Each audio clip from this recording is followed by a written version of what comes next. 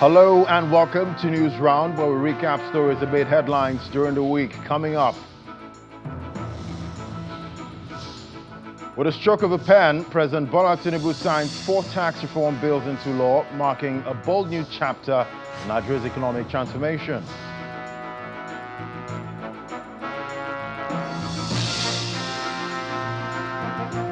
And after a public outrage over the latest killings in Benue State, lawmakers vow to unravel the roots of the violence plague in the North Central.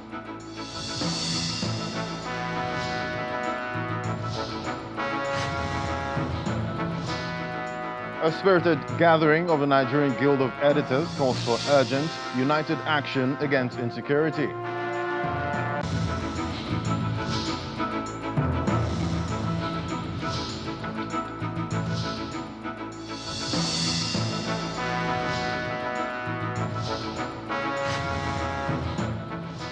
Plus, tensions rise in the Middle East as Hezbollah's chief accuses the U.S.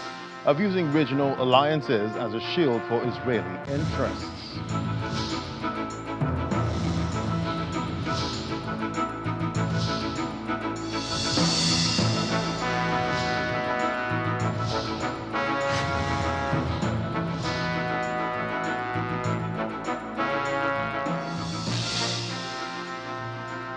And News Round begins with the President's historic signing of the 4 tax reform bills into law, with a declaration that Nigeria's door is now open for business.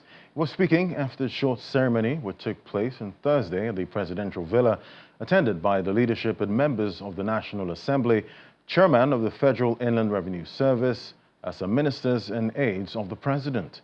The 4 bills, the Nigeria Tax Bill, the Nigeria Tax Administration Bill, the Nigeria Revenue Service Bill, and the Joint Revenue Board Bill were passed by the National Assembly and extensive consultations with various interest groups and stakeholders. The tax reform bills. The leadership of the National Assembly and some legislators, the chairman of the Nigeria Governors Forum, a chairman of the Progressive Governors Forum, the chairman of the Federal Inland Revenue Service, some ministers and aides of the president. They are in the State House for the signing into law of 4 tax reform bills by President Bola Tinubu. The bills are signed without much ceremony.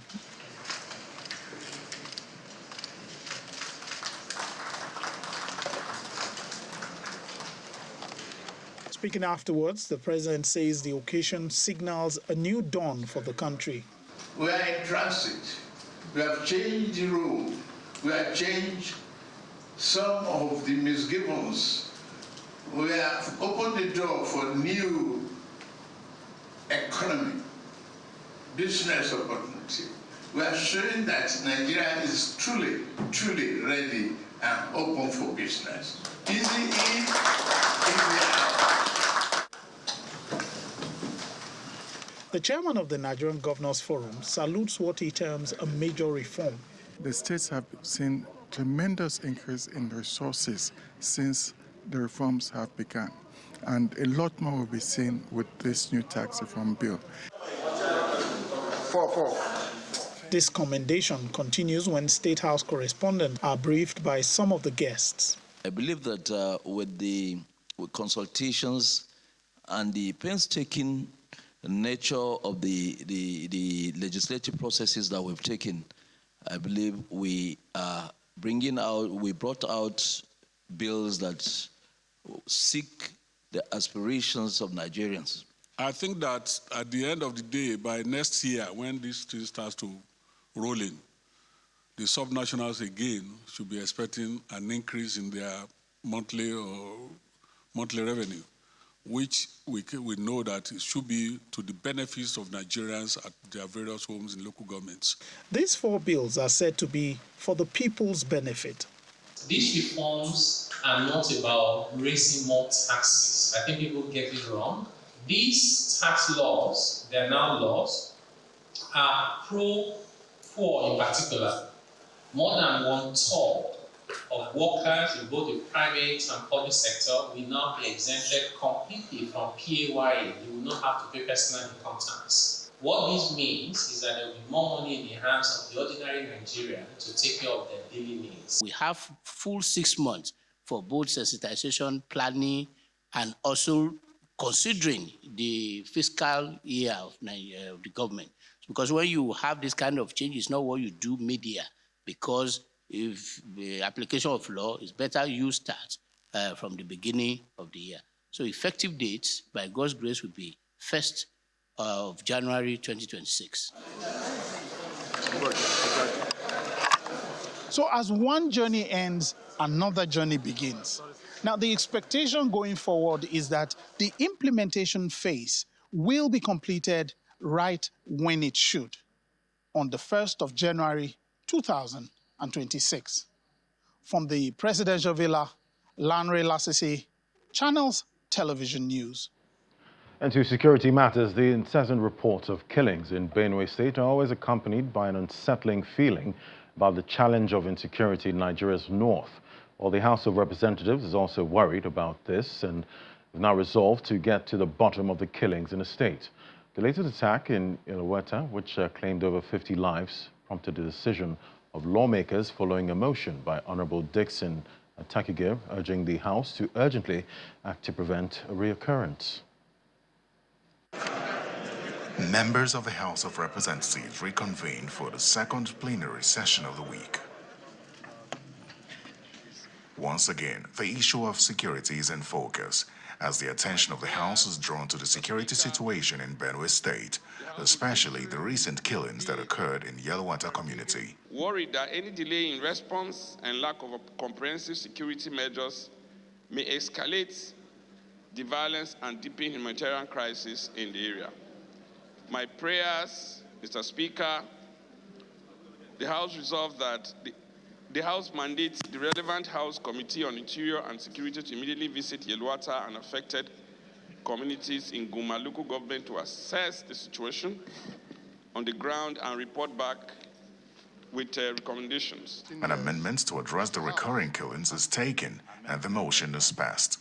I want to propose that a special ad hoc committee be set up to look at the insecurity in Benue State that has gone on for the past 15 years as a house and profile a very holistic solution that can bring about peace to Benue State, which, Mr. Speaker, as we know, is the food basket of the nation and has become plagued by this insecurity, leading to low performance in our agriculture and our farmers unable to return to their farms. Another business undertaking in the House is the consideration of the budget of the Nigeria Customs Service. The committee is recommending that some fees being charged by customs be dropped as they are illegal. We are urged to mandate the Nigerian Customs to stop collection of 1% not backed by any known law of Parliament. So if it's not backed by law, do we need to actually ask them to stop collection of something that is not backed by law? But it doesn't hurt if you put it. It doesn't offend anything. During the military era, that was when there was a military instruction from the head of state that they should take 7% of whatever they collected. And the CISS, Comprehensive Import Supervision Scheme, was designed to take care of the service providers. So that time they were doing this job on behalf of customs, but they have all gone. So everything has been done by customs. The only legal money they're supposed to collect is the 4% FOB.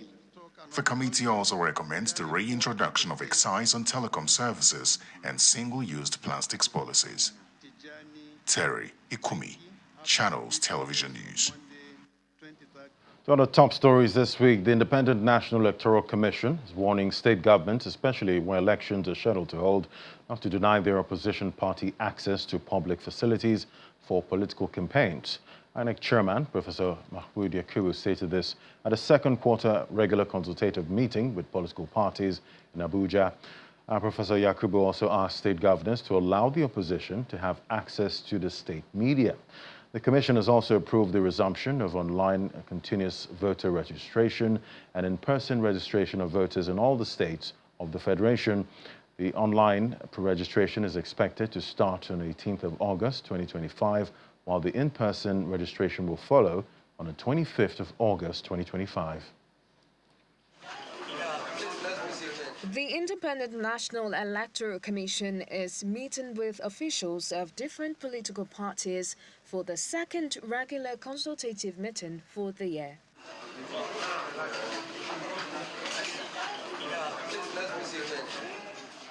The meeting is holding ahead of key electoral activities, including the Anambra governorship election and the FCT area council elections, as well as a number of by-elections.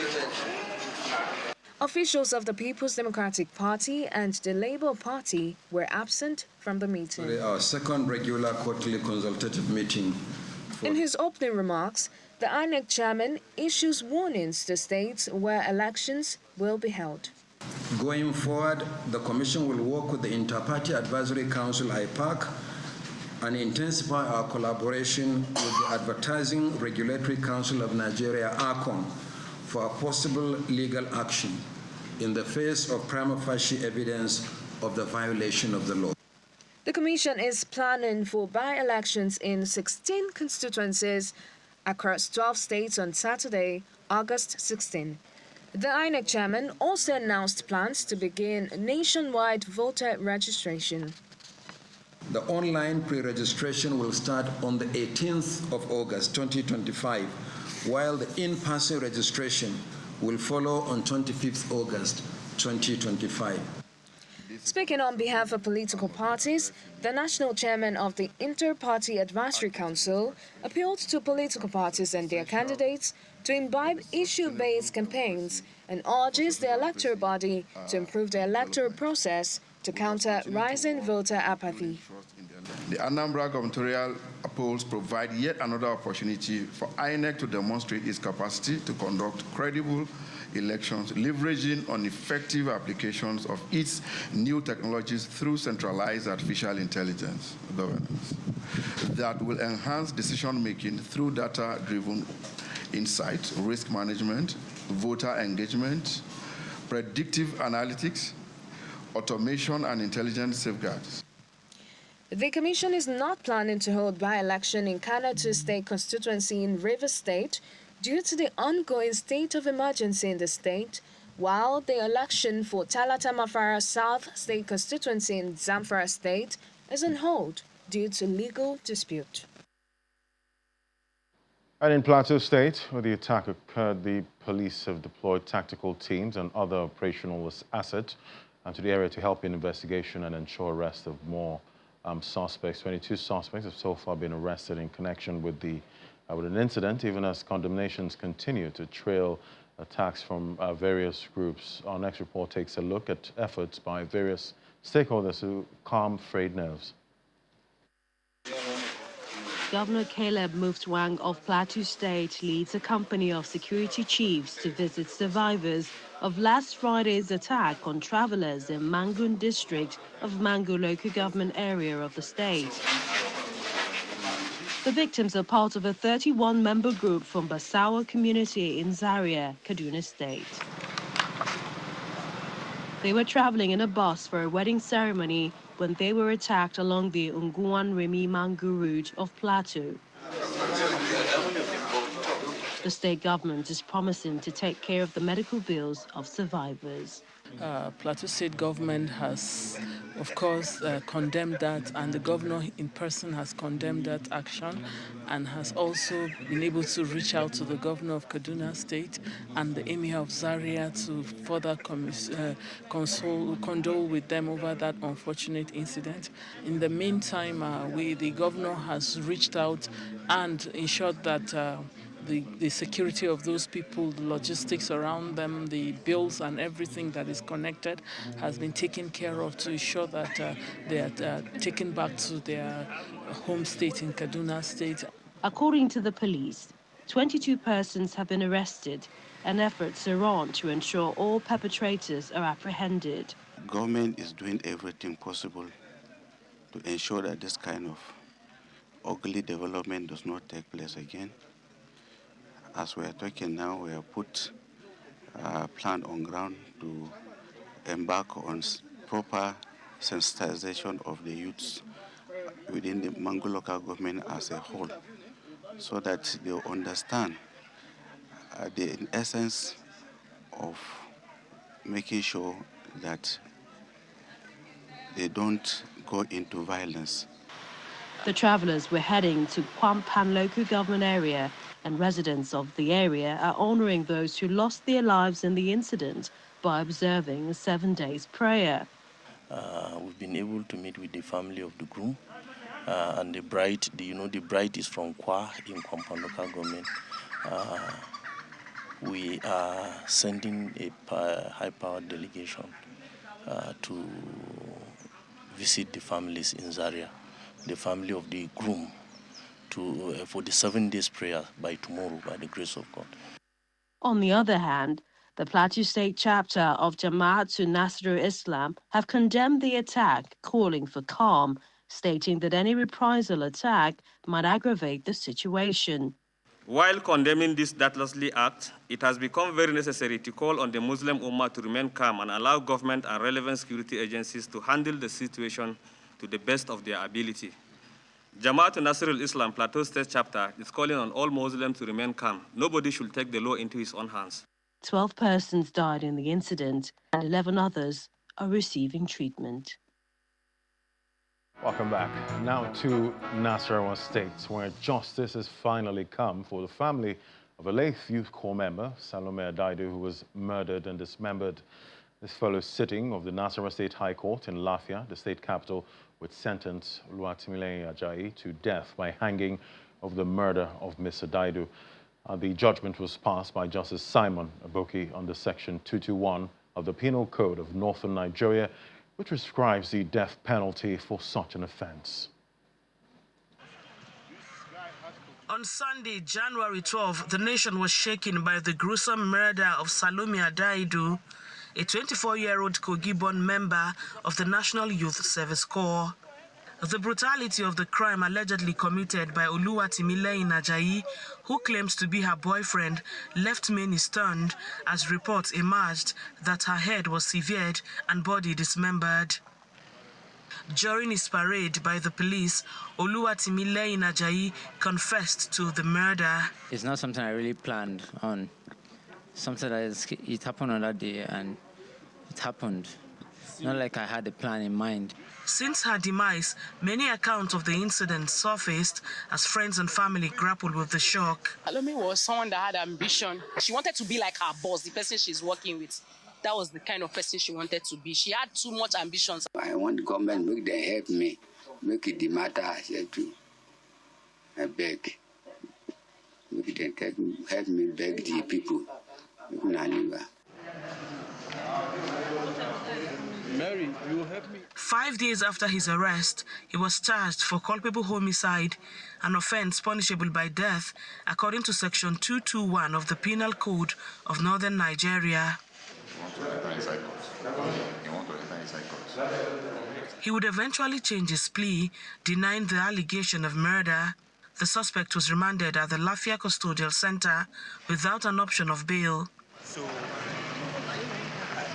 The trial commenced on March 17 as the Nasarawa State government took over the case. Hearing on the substantive case started with the court granting accelerated hearing for 4 days.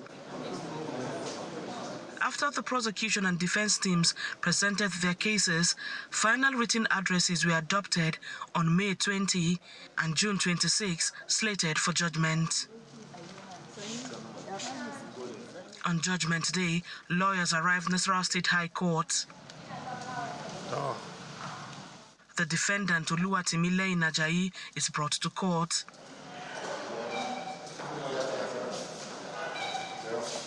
For 2 hours, the presiding judge, Justice Simon Aboki, finds the suspect guilty of the murder of late Salome Adaidu and subsequently sentences him to death by hanging.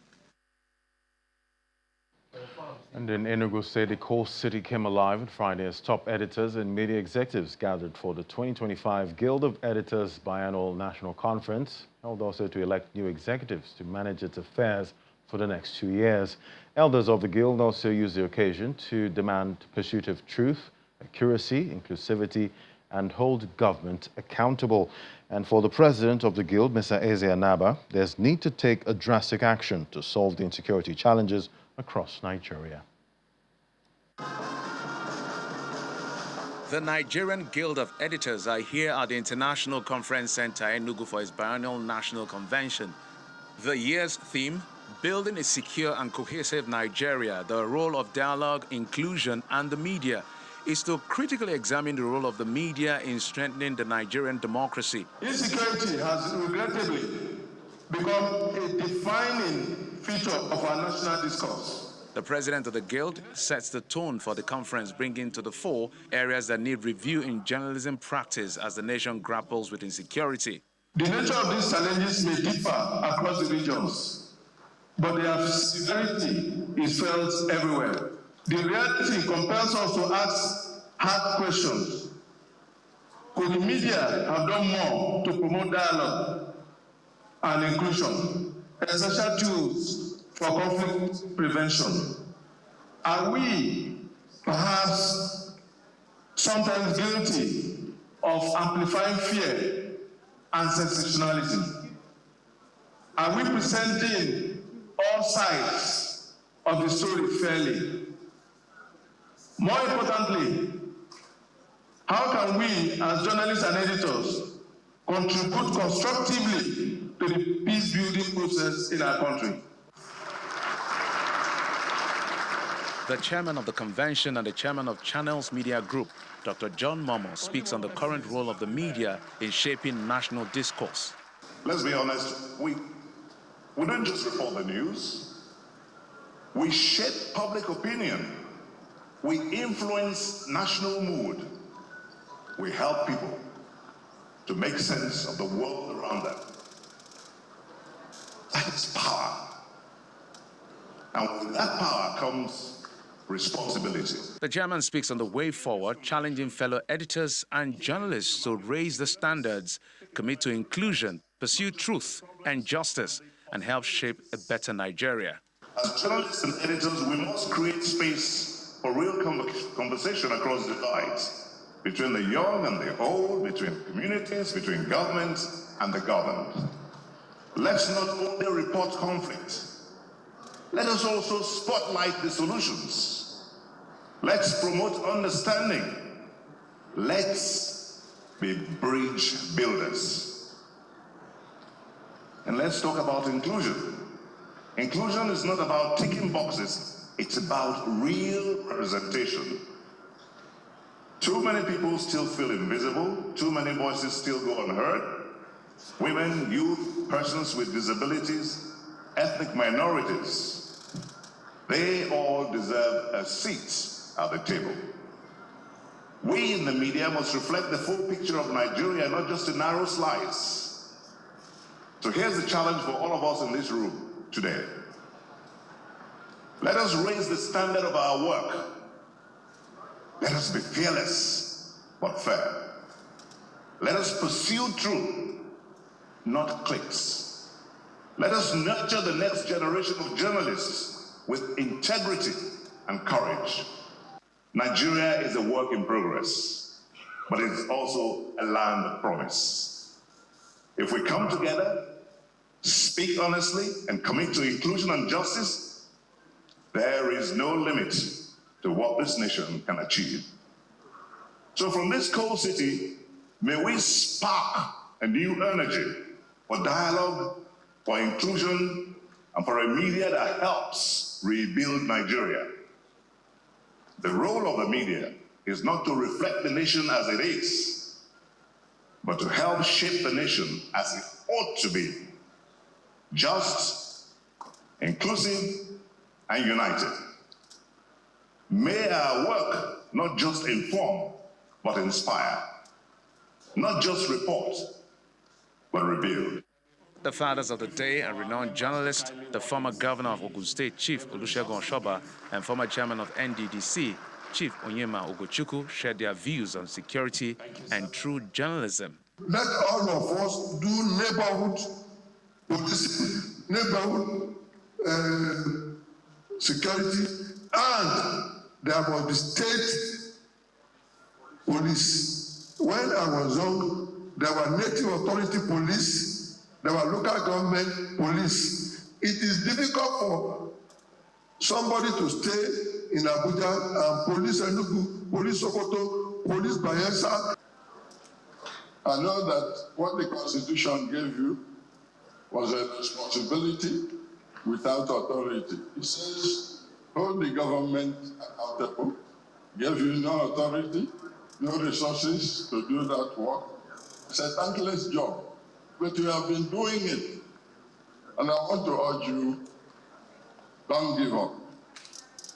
Keep going with that assignment. Continue to speak for the voiceless. And you will keep the press alive. The state governor offered his advice on how the media can continue to strengthen democracy and help rebuild the nation. Journalism must remain a space where truth is not compromised for sensation or political ends, where rigorous reporting triumphs. We need a media that is inclusive, that gives voice to the margins, that reflects the diversity of Nigeria's people. Not one that dilutes or silences dissent. A press that excludes weakens democracy itself.